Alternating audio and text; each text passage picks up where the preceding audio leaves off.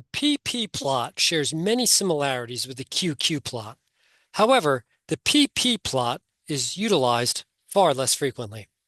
In this short lecture, I'll demonstrate how to create a PP plot in SPSS and how it is utilized to compare the probability of data points from a single variable set to the linear function of a normal probability distribution.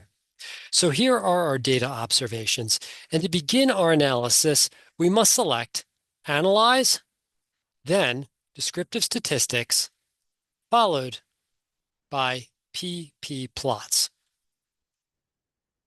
We want to be sure that our observation variable is in this observation variable box here.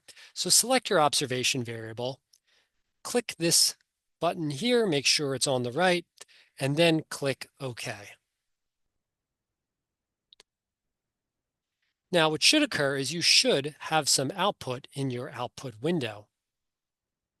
And this is what we're primarily concerned with right here, this graphic. And ideally, if the sample data is normally distributed, those are the points, the dotted plot should follow the solid trend line as closely as possible. So we want these dots to follow the trend line as closely as possible.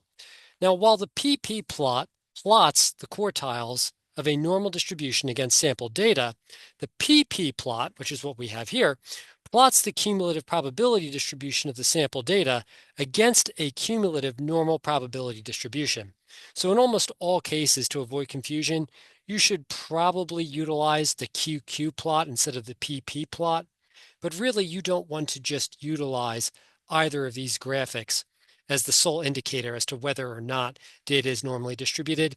But it's good to use either of these graphics, again, preferably the QQ plot, as a graphical augmentation for the Shapiro-Wilks test. The Shapiro-Wilks test should be your tried and true, and then you can utilize a QQ plot or a PP plot to supplement your findings.